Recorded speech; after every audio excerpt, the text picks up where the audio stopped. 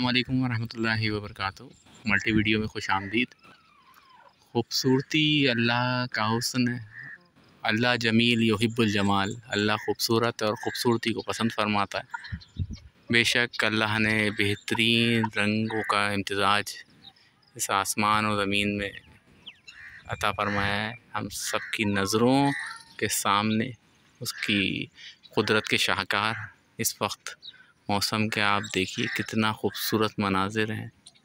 ये देखिए बेहतरीन मनाजिर, और इतनी दूर से जब मतला साफ़ होता है जो आजकल पोल्यूशन की वजह से नहीं हो पाता। तो ये देखिए ये हाईवे से ये आपको ये पहाड़ियाँ नज़र आ रही होंगी।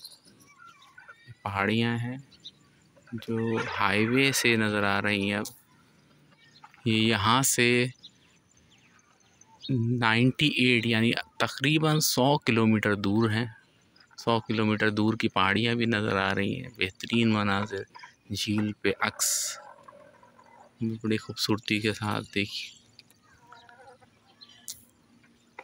इस तरीके की मुख्तलिफ़ वीडियोस को देखने के लिए लाइक और सब्सक्राइब करते रहिए और इंस्टाग्राम पर फॉलो कीजिए।